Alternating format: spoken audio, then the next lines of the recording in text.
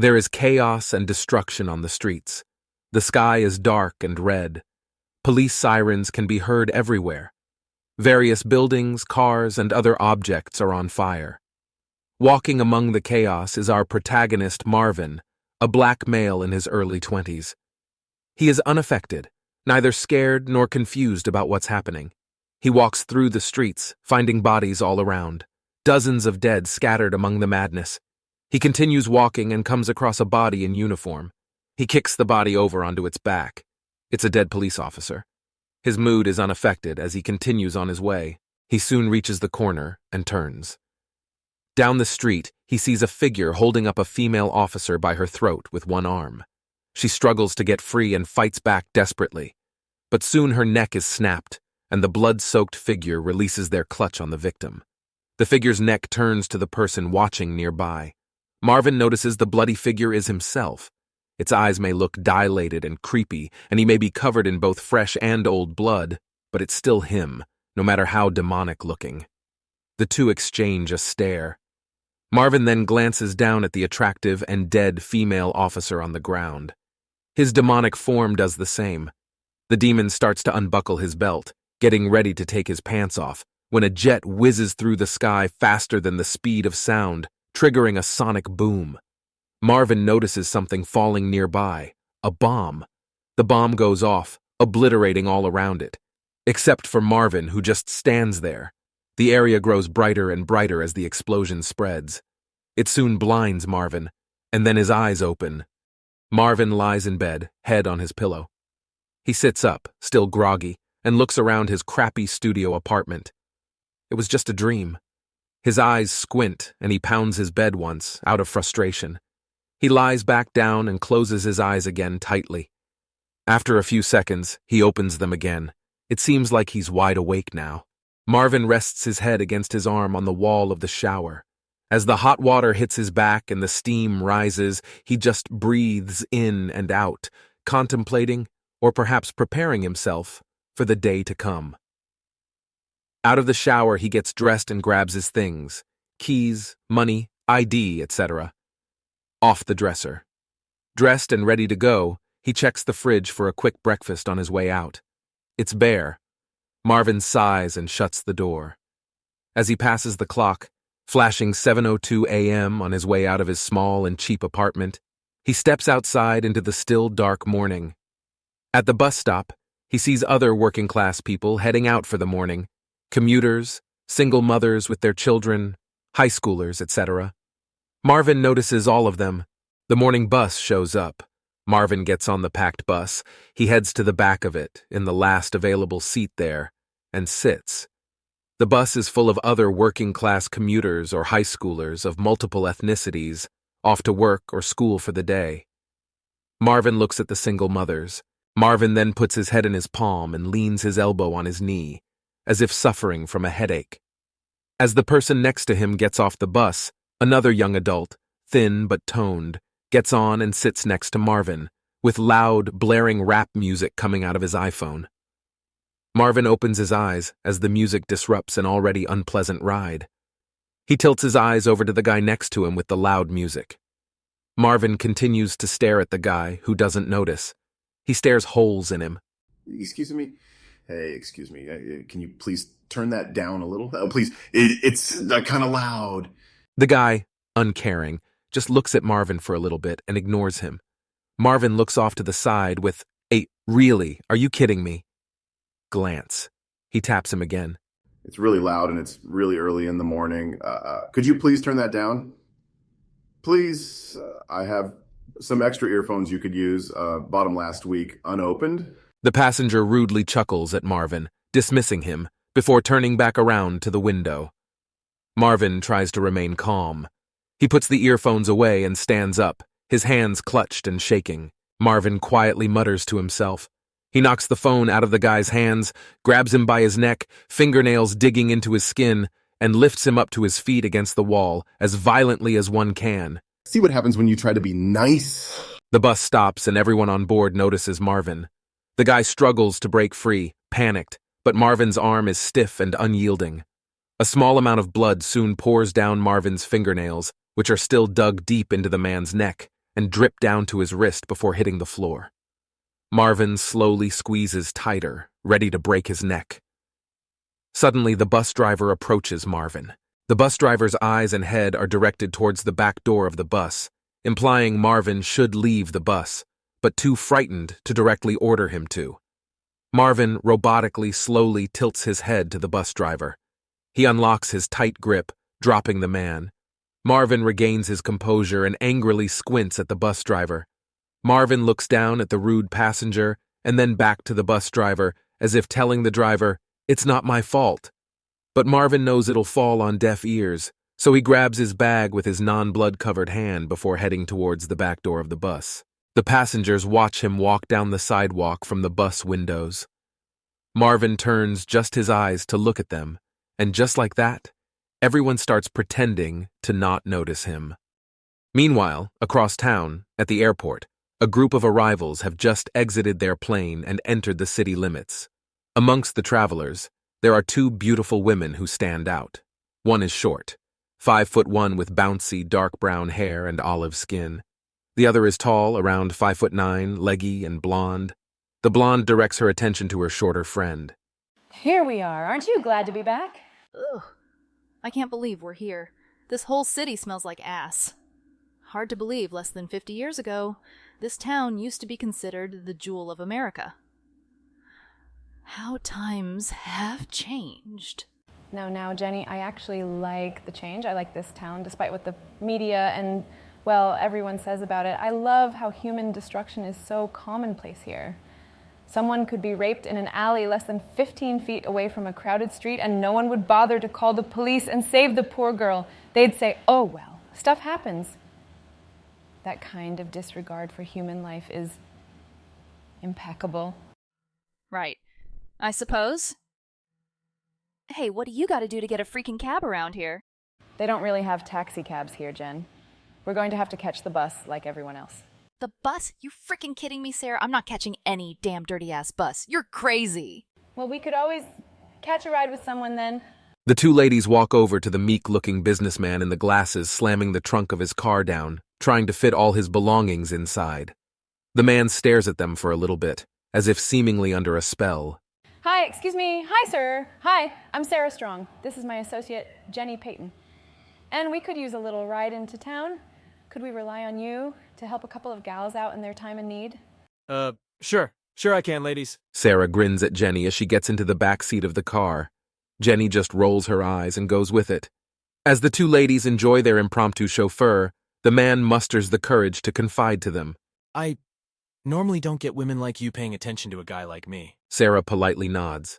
The man gets into the driver's seat of the car, as Sarah goes through the trash on the back seat floor without a care in the world. She finds some personal information on a sheet of paper. So, Dennis, you got family here? Just my son, Sam. He goes to school here. Just turned 21. I'm coming back from a business trip for the weekend, but I'm not even sure he noticed that I left. Too busy partying and legally enjoying alcohol. You know how college boys are, right? Well, coincidentally, we both go to school here too. Any minute chance we'll be taking the same type of classes? I don't know. I think he said that he has public speaking on Mondays. But he goes to the local community college, so it's unlikely elegant young ladies like you would know him. Well, you never know. Could you drop us off at the Marriott on 12th? We've got to get ready for class this afternoon. Sure, whatever you say, ladies. What are you two studying, by the way? Oh, we're anthropology majors. Gennie interjects to ask Dennis a question. So, Dennis, where's a good place to eat around here?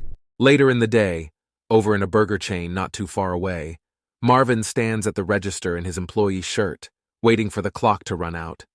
A male coworker coming in for the day addresses him. What are you doing here so early? I thought you worked the afternoon shift.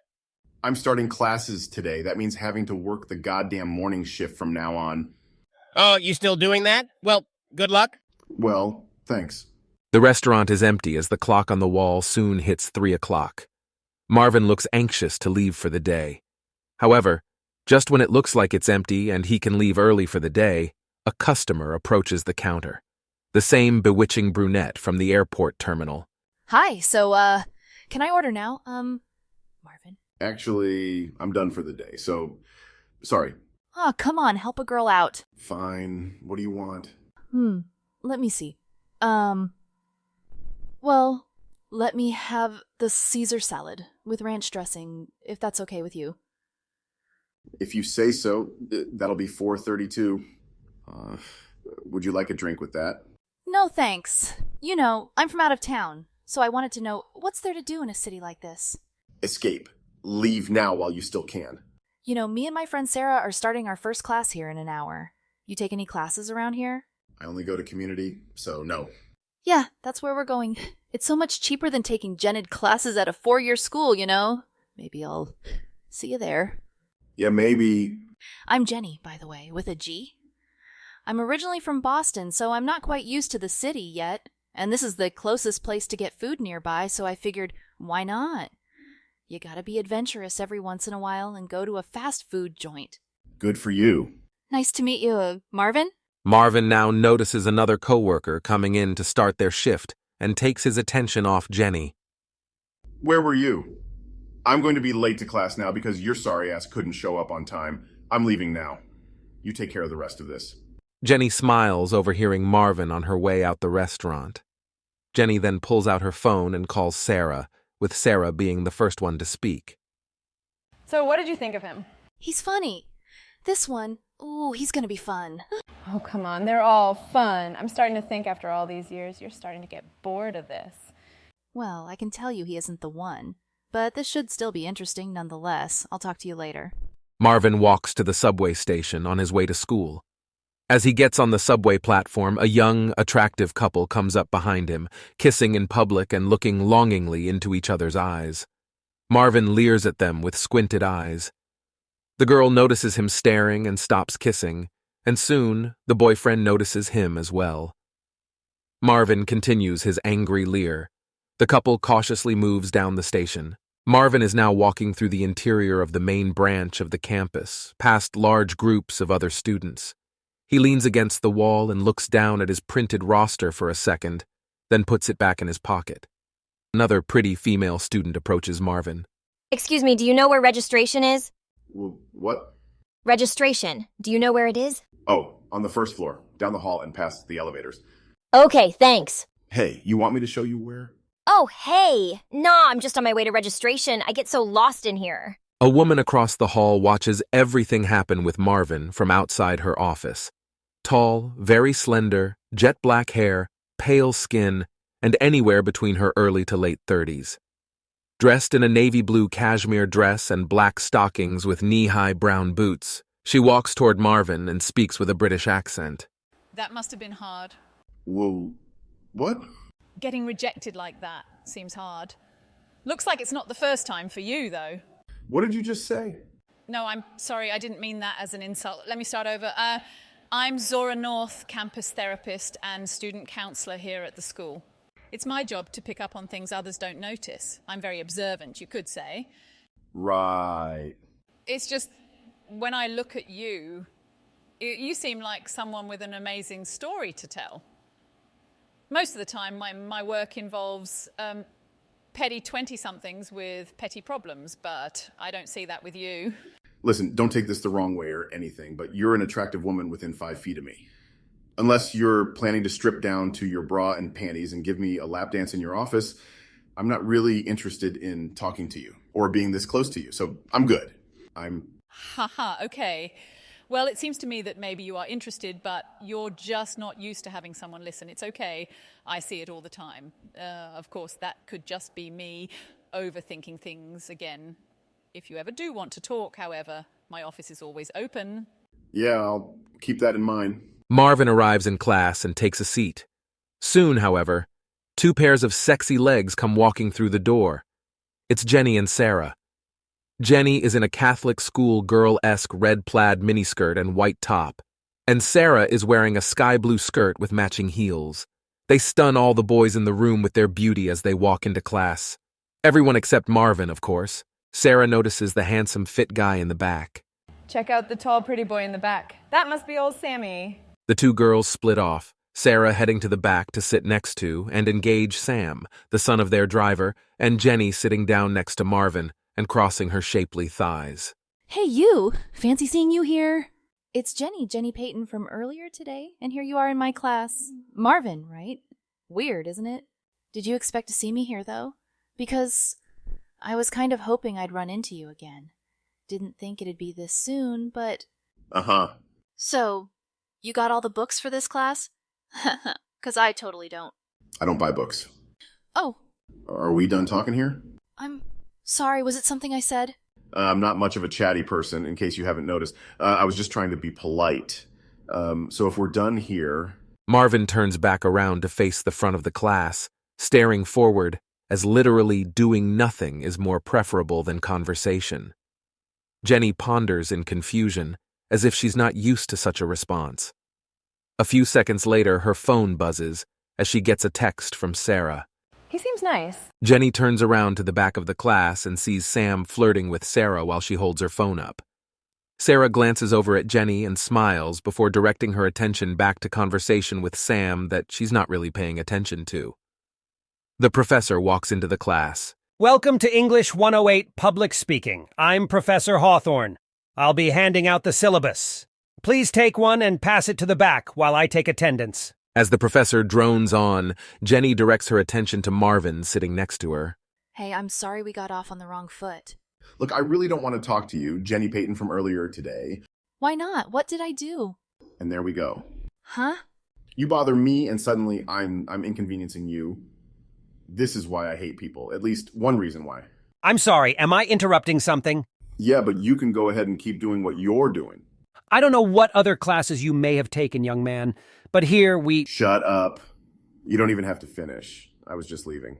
Gennie looks bewildered and tries to fix the situation. You'll have to excuse my friend. He just found out today that his grandma died. Please go easy on him. He's just in a bad mood. He'll be better next time. I promise. The professor looks forgiving. Gennie rushes out of the room to pursue Marvin down the hall. What was that? What do you want from me? I'm just trying to be friends is all. Well, I don't want to be your friend. I don't want to have anything to do with you. Get the hell away from me. This is the last time I'll tell you. Why? Tell me why. Gennie gets out in front of Marvin and blocks the elevator doors. Move. No, not till you tell me why. What did I do? All I'm trying to do is be nice to you. You really want to know why? Well, here's why. You're an attractive, outgoing, positive young woman with a great body. In case you haven't noticed, those types of people don't really exist around here. And if they do, a college campus being one of the only places to find them, they all have boyfriends. All of them. And if I have to deal with an attractive girl going to the same school as me, I don't want to be her little gay best friend. So if I have to look at you and be tortured by the constant reminder of what I can't have, then I'm sure as hell not going to listen to you and to give you advice on what to get your boyfriend for his birthday. So if you'll excuse me, you can kindly fuck off now. Gennie suddenly locks lips with Marvin on the elevator. Marvin loses himself in the kiss for a few seconds before snapping back to reality. He shoves Gennie off him hard, and she slams into the back wall of the elevator. Who are you? I'm Gennie, sweetie. Marvin is about to get violent, but the elevator door opens. A group of students waits on the other side, greeted by the sight of Gennie pinning Marvin up against the wall, giving off the appearance of something more seductive. Gennie notices them and releases her grip. Marvin pushes her out of his way and storms off the elevator. Gennie gets off too, brushes her skirt off, and tries to compose herself before going along her way. She gets out her phone and starts texting Sara. In class, Sara's phone buzzes and she gets Gennie's text. Things aren't going well. My kiss didn't even work on him. We need to speed things up. Marvin walks down the hall near the athletic department of the school. The kiss replays in his mind. He growls and it gets him riled up. He pounds a locker hard and leaves a craterous dent in it. He walks up the stairs, reaching the top, and digs through his pockets for his phone, but instead notices and pulls out the counselor's card from earlier. Dr. Zorah North. He looks around and realizes he's on the same floor as her office. Marvin glances at the room numbers and soon finds his way back to Zorah's office. Marvin stares at the closed door for a few seconds. You know, I don't usually say much. I just try to go about my day. You don't bother me. I don't bother you. That's all there is. But it just drives me crazy. Insane. No one else knows what it feels like. To be surrounded by a sea of people all the time and always be alone. To have the entire world and everyone in it reject you. No matter how hard you try, no matter how much of an effort you put out there. Not born tall enough, attractive enough, rich enough to impress them. Are you talking about women? Huh. Don't try to play coy with me. You damn well know what you all do. You say you want this and that in a guy, and then always go for the total opposite, the guy who beats you and treats you like crap. I just want someone who will like me for who I am. Ironically, you don't seem to want to like someone like me for who I am. And then, when I get so torn up and twisted and screwed up from all the rejection, you still don't want us. Oh, you're a psycho. Get away from me. I'm calling the police. Yeah, I did this to myself. It's all me. If I could not feel this way, I would, but I can't. Stuck in me. It's a part of me I can never get rid of. Marvin, we all want to be loved. Yeah, well, we can't all be loved, can we? Despite 7 billion people on the planet. It's just the way the world works, huh? I used to have friends, you know? I try not to think of what they did to me, but remember them in the good times. It's crazy. I never thought high school would be the last time I had actual friends. So what happened? You said they did something to you? They stabbed me in the back, of course. Naturally, we were all saving up for an apartment together. I was so damn naive. I wasn't even mad at the time. It was just all so sudden, I suppose. Only real issue was my drunken bitch mom already made plans to turn my bedroom into a cooking room. I had to get a job at the same crap burger joint I'm still at just to afford the cheapest apartment I could find. So, do you hate others because you feel like they'll always betray you? Like people are inherently no good based on that one experience? Oh, no, that was just one thing. I mean, I could go on and on. I could bore you with stuff like this all day. Like how when I was 13, I was kidnapped and tortured, you know, whatever. This stuff even bores me sometimes. I'm sorry, did you say you were kidnapped and tortured when you were 13? What am I supposed to do? Bitch and complain about the fact that literally no woman in the world wants me? But we're not supposed to do that, though. Get mad at the world because that makes you so crazy. Marvin, you have every right to be upset. You can't mask your feelings and emotions. You know, a person can only bluff and pretend for so long. After a while, you can't keep telling yourself everything's okay, that you can function without it. Do you mean sex? Companionship, social interaction, love, pretty dumb, right? Marvin, we have to stop here, but I do want to see you again. I guarantee you I can help you, even if you don't believe me at the moment. Yeah, if you say so. I just want you to know, everything said here is strictly confidential. You may not trust me now, but I just want you to know you can tell me anything and I will be here for you. Marvin exits the room. Zorah contemplates her thoughts and ponders what to do with the situation. Sara walks past the open counselor's office with some of her new classmates. Dr. North sharply stares at Sara from her door, eyes and head in slow motion, following her every movement. Sara, a bit creeped out, notices. I'm sorry, but do I know you or something? No, don't be silly, Sara. How do you know my name? Campus website. It's my job to do a check on all new students coming into the school, potential mental health issues, safety threats, things like that. And how could I forget such a beautiful freshman name like Sara Strong? Really? Oh, okay. More of that internet stuff. Right. You look good for 540 years old. The Sara Strong of Salem, Massachusetts, right? Falsely condemned 13 girls to their death between 1688 and 1690. I have to say, whatever beauty secrets you guys have, you have got to share those with me. Sara slowly turns around with squinted eyes, looking half concerned and half angry, as Zorah continues. I love Massachusetts, by the way. Go Red Sox. Okay, so you might have an idea of who I am. That means you also know what I'm capable of. Oh, yes. I know exactly what you're capable of, and yet you know nothing about me.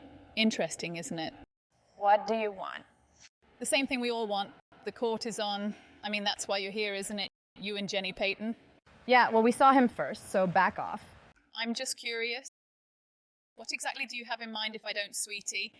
Are you going to hit me, put a nasty little spell on me, turn me into a frog? I'm curious. Oh, you don't even want to know what I'll do to you. Tell me, Sara, what's it like for an immortal woman such as you to feel fear, to be afraid? Fear? Who says I'm afraid? Zorah gets out a syringe and stabs Sara in the torso before she can react. Sara looks down at the syringe sticking into her and pulls it out. Seconds later, she begins to tremble and shake. She looks up at Zorah. Wolf's blood? Sara turns around and tries her best to run out of the office. Zorah catches her, grabbing her by the shoulders and arms to hold her back. Now, we don't want that. Zorah forces Sara over to one of the two couches and sits her down on it. Zorah herself sits down in the therapist's chair opposite. Sara's skin starts to go pale, and her eyes become baggy and exhausted. Why? Is he really that important to you? More than you could possibly know, you blonde bitch. One down, one to go. Oh my God. Gennie. You're going to be dozing off pretty soon. Will you ever wake up? Who knows? But I have to go see if your little friend is still around. It would save me a lot of trouble. Hopefully she hasn't gotten too far. Wait, please, don't hurt Gennie. I'm begging you. Do whatever you want to me, but don't hurt her. Marvin starts to leave campus, still upset from the day, as the sun begins to set for the evening. He's suddenly approached by Sam. Hey, Marvin, right? It's Sam from public speaking class. Yeah. What do you want? You know those two smoking hot girls from class? Yeah, well, they both want us, dude. But, they have that whole BFF thing going for them. So in order for Sara to, help out the little Sammy, you got to satisfy her friend. You say yes to her, and they'll both say yes to us. Everyone wins. You do know they're both undercover cops, right? Them, cops? That bitch Gennie tried to seduce me a little over an hour ago. Messed up part is it almost worked. I almost gave into it. If I were you, I'd stay the hell away from them and not do anything stupid for the next few days. No. Man, they can't be cops. I haven't dealt in like a year. I don't know what to tell you. The city must be cracking down on minor offenders. But what if they're not 5-0? You really gonna pass up that piece of ass for the slight chance you might go to jail? I'm good. Think about it, bruh. Zorah searches the campus exterior as the sun sets and it begins to grow dark. She has no luck spotting the other witch amongst the other students walking around. Deciding to be patient, she heads back inside the building. Just a block down the street, Marvin is walking alone in the underground subway station when Gennie leaps out from behind a pillar wall. Surprise, motherfucker! You bitch. You're not going to stop until you have enough dirt to make the arrest, are you? I'm surprised, given how many people are murdered in this city every year, that you'd want to devote resources to catching me because I knocked out a few assholes on the train every now and then. Not that you can prove it. Wait, you think I'm a cop? Oh my God, that's too funny. Right, because undercover cops look like me. They wish. Okay. Look, I'm not a cop, okay? I'm something else. A headhunter, if you will. Headhunter. We've spent a really long time trying to track down someone. Someone who we think might be you. I gotta be honest, that other guy doesn't strike me as the type we'd be looking for. But then again, neither do you. I mean, he's actually tall, good-looking, and sexy, and that tends to be more their type, but my gut tells me we didn't travel to this toilet of a city and scope out two guys like you just to hit another dead end. I mean, you may come across a little bit like a loser and all, but... Marvin quickly turns around and clutches Gennie by her shoulders. Don't call me a loser. Gennie kicks Marvin off her, and he goes flying back against the other side of the train. Others on the train watch them and begin taking out their smartphones. Gennie tosses her hair with a half-angry, half-amused look. Marvin gives Gennie one warning. I suggest you stay the hell away from me. And if I don't? Marvin's anger takes over him. He grabs Gennie's throat with one arm, lifting her up. Gennie fights back and wraps her legs around Marvin's arm and twists, causing him to be pulled down to the floor onto one knee and lose his grip on her. Once he gets up, Gennie begins to punch him at lightning speed, almost too fast to be human. Marvin, however, just absorbs the blows as he gets pushed backwards. After Gennie's series of strikes ends, Marvin shoulder tackles her, causing Gennie to fly several feet across the train, people separating out of the way of her flying body. Gennie hits the floor hard. However, seconds later, she leaps to her feet, still wearing her high heels and skirt. She cracks her neck back and forth and cracks her knuckles before going into a fight stance. Gennie runs towards Marvin in her heels and attempts a leaping jump kick at him. However, he grabs her leg and swings her up against the glass wall divider next to a train door. It cracks, and Gennie crashes into the seat below. Marvin approaches her as a male passenger tries to protect Gennie and block him. Marvin grabs him by his chest and face and effortlessly throws him across the train and out of his way. Several people are still filming the fight on their smartphones, as they were since it began. Marvin goes up to Gennie and grabs her by the throat again, lifting her to her feet. Gennie chops both of Marvin's shoulders, causing him to loosen his grip. She grabs him by the throat, digging her manicured nails into his skin. Marvin falls to one knee closer to Gennie's height, as both continue to choke the life out of each other, until Gennie's eyes flash red for a split second. She applies more pressure to Marvin, winning the contest. She becomes angry and merciless, this time actually wanting to hurt him. Marvin begins to lose consciousness as Gennie applies more of her superhuman pressure on him, becoming angrier and more pleased with herself as she chokes the life out of him and comes close to snapping his neck. The train now arrives at Grand City Station, the busiest and most crowded station on its route. The train comes to a stop as Gennie notices all the people watching her, both inside and outside the train. Oh my God. Gennie realizes what she's doing and comes to her senses. Gennie lets go of Marvin's throat as he coughs and tries to regain his breath. The train doors open and Gennie carries his arm on her shoulder and escorts him off the train as everyone else stares at them. One female passenger speaks to another. That was probably the best one I've seen this week. Gennie carries Marvin over to a train station bench and sits him down onto it. She checks his eyes to see if he's okay.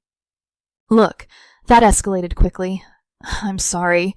You left me with no choice but to defend myself, and I got a little carried away. Marvin suddenly leaps up with a huge burst of energy and grabs Gennie by the throat again.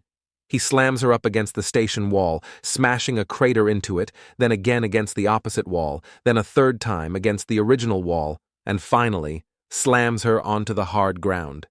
It's enough to hurt Gennie and leave her winded. A train is now incoming from the north side direction, opposite of the one they just got off. Marvin holds Gennie's head in front of the train's path, gripping her by the throat on the ground. She's too beaten to fight him off. An onlooker notices them. But Marvin shoves him out of the way with one hand and he goes flying out of the vicinity. Marvin continues to hold Gennie's head in front of the train's path as Gennie struggles to break free. The train gets closer and closer and closer. Marvin then pulls her back out of harm's way, right before the train enters the station. He holds her face directly up to his, staring into her eyes. He releases Gennie onto the bench. You should start talking, whatever you are. Zorah is driving home in her fancy black sedan, with Sara in the back, wrists and ankles tied up with plasti cuffs. Sara now awakens. What? Where am I? Looks like someone's up. Did you get enough beauty sleep, Sara? Where are you taking me? You know, last time we met you nearly killed me, since I'm just a mere mortal and all. Bet you never thought you'd be in this situation, did you? Last time? Look, I've met a lot of people in my time, okay? I'm sorry for whatever it was I did to you. I'm a bitch, okay? I do bitch things. I don't even remember coming across a Brit recently. Whatever it is I did to piss you off, we can work it out, okay? Let's talk about this. Like women. Not an option, love. I will say, it's strange seeing you like this. All weak and vulnerable.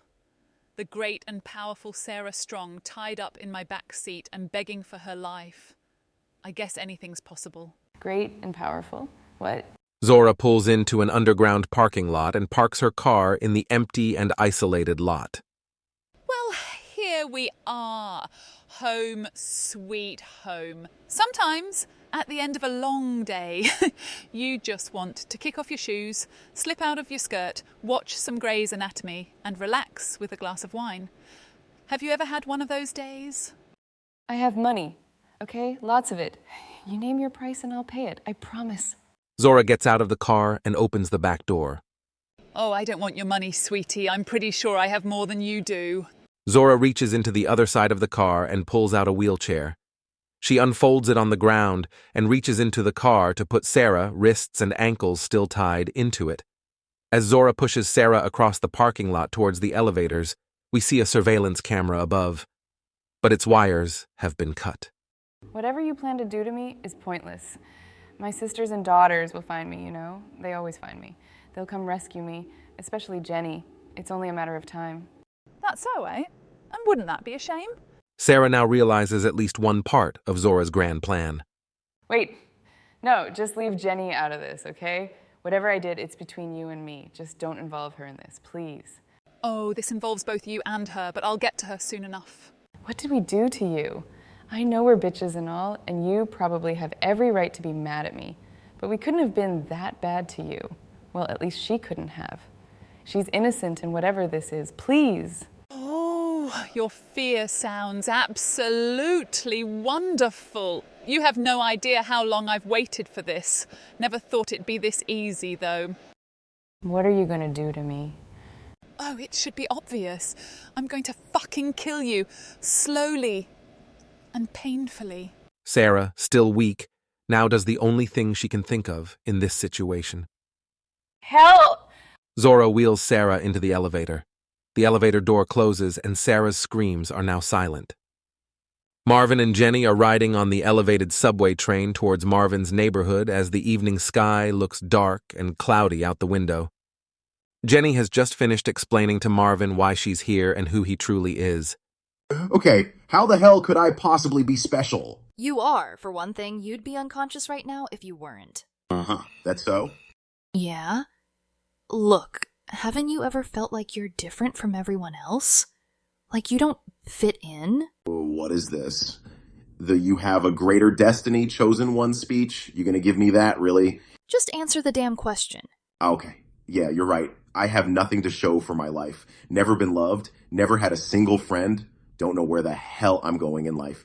Every single thing I try to do fails. I'm not like everyone else. You're right. I guess if that's special to you, then I'm guilty as charged. In my opinion, I don't think you're those things. I am desired by literally no woman on the face of the planet Earth. You think I give a fuck what your opinion is? I've been all out of fucks to give since 19, bruh. Gennie stands up and looks Marvin directly in his eyes. Sorry, things haven't gone quite the way you'd like. Get over it. Excuse me? Stop bitching about the past. There are more important things in the world to deal with right now. So life hasn't given you a fair shake. Get over it and work on tomorrow. Fuck off. What else can you do? Sit and complain about it? Look, I'm sorry for how I acted earlier. I don't know why I even did all of that. I'm more of a lover than a fighter. I guess I'm sorry for almost trying to kill you then. I mean, I kind of figured at that point, though, you had to be a cyborg or something, so I guess I kind of got a little carried away with it and all. Not a cyborg. We definitely didn't think you'd be the one we were looking for. We were just supposed to test you out and move on. But you are the reason why we came here. And in all my years, that surprises even me. You're the one we've been looking for all this time. You! Damn, you don't gotta keep saying it like that? And what exactly are you looking for? I know this is going to sound crazy, but you're this century's courtesan. What the hell is a courtesan? You don't know? Well, it's a long story, but I don't know.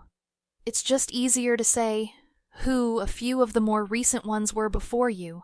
Abraham Lincoln, Isaac Newton, Leonardo da Vinci, Joan of Arc, and well, that more recent Austrian supervillain who tried to take over the world in the 1940s. So what, you're saying I'm some kind of important historical figure? Well, not yet anyway. That's why this is so huge. We found you before it happens. Before what happens? Before, you know, all the stuff. Whatever it is you're meant to do to change the world. Change the world? Excuse me? I can't even get a date, and I'm supposed to change the fucking world? Like, is that what you're honestly telling me? Well, yeah. Okay, so if you're not a cop or with the government, what exactly are you? I'm a witch. Gennie Peyton of the Moon Forest Coven. Gennie extends her hand out for a handshake. Marvin reluctantly shakes. Okay. We're stationed out of Massachusetts and the first group of Wiccans in the United States. So you guys, worship the devil? No! Don't even say it. I'll explain what we actually do. Okay. Our purpose is widespread. Along with promoting gender equality and spiritual harmony, our main job is to keep the balance of nature in tow. Beyond that, we do whatever the hell we want. Usually involves a lot of parties and sex, come to think of it. Oh, okay. We are much more than just that, though. We work to keep nature safe from the hands of corruption, but we also work to help out mankind in any way we can. Are there any more of you here? Yeah, about that. It's kind of a long story. Me and my friend from earlier aren't exactly on speaking terms with the rest of our coven, but there are many of us in all walks of life. Politics, business, charity work, even Hollywood. You, Hollywood, like who? Well, I'm not supposed to say, but she now goes by Scarlett Johansson. She's one of us. Bitch still owes me $50, by the way. Right, and what does all of this have to do with me? Remember what I said about nature being balanced? Yeah, well, we've kind of been sucking at that as of late. No kidding. It was ever since. Damn it. One president gets assassinated in the 1960s, and the whole world spins out of control. But you are the key to fixing it. Fixing everything. Yeah. Well, this has been a fun story and all. This certainly is a new technique for you guys. I'll give you that. But I'm almost home now, so if you don't mind. Marvin walks out the L-train doors, and Gennie, as they're about to close, holds them open and gets off too. It's not a joke. Do you have any idea how... What the hell is that smell? That'd be the hood.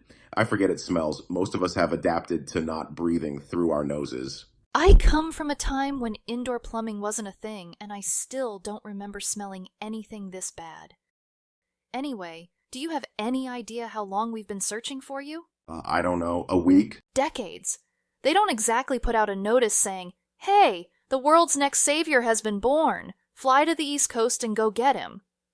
It's only thanks to the modern technology of the World Wide Web that we are able to actually track you down before you do whatever it is you're meant to do. And how exactly did you manage to track me down? Oh? You blend in just fine. Stories of particularly violent fights on the subway and rumors of a person walking away from a head-on collision unscathed with an 18-wheeler certainly wouldn't draw any attention from anyone or spread across the internet or anything? Nope. God damn it. Look, a certain Austrian painter was the world's last courtesan. And if this was 500 years ago, it probably wouldn't matter as much. However, chaos is growing stronger, even more so than in the past. It's evolving, getting smarter, and seeping into the minds of everyday people. Sara thinks it's fascinating, but I don't exactly agree with her. I think even she's losing faith that we actually can fix things. Uh-huh. Chaos is slowly taking over the world, and I'm sure you can see it. We can't afford to have nature spread apart any more than it already has. I'm trying to help you, Marvin. The patterns and the circumstances that have made you confirm you're the one who can change everything. I can't even remember the last time I've been this honest with anyone. The fact that I'm even telling you all this should show you just how much we need you. Please don't touch me. I don't like to be touched. At least in that way. Anyway, do you seriously think I'm capable of anything? I'm a loser, right? You said it yourself. Look, I was wrong, okay? What's happened in your life to make you this way? You're too young to be this cynical. You're a baby. Excuse me? I mean, to me, you're really young is all. But you're so damn negative and empty. Like you're defeated. You're barely an adult. Just a child, really. So young, yet so grim. What happened to you to make you this way? The world happened. Please, let me help you. You don't have to keep living like this. Like you're dead inside. Sleep with me. That's not going to help your situation. Trust me. We're done here. I didn't say no. I said it wouldn't help you feel better. Just then, Gennie gets a text from Sara. Come to this address now. I think I've found something you really need to see. Gennie runs up and hands Marvin a shiny, laminated purple business card. Okay, look. Here's my number. I gotta go. Call me when you're really ready for my help. I'm here for you. Okay. Look, I know all you see when you look at me is tits and ass. But I can help you far more than just getting you laid. Give me a chance, and I'll prove that to you. Just ask, by the way, you don't have any tits? Yeah. Gennie hand waves him, dismissing his comment from behind. Marvin looks down at her business card. He contemplates it for a second, then scoffs and continues home.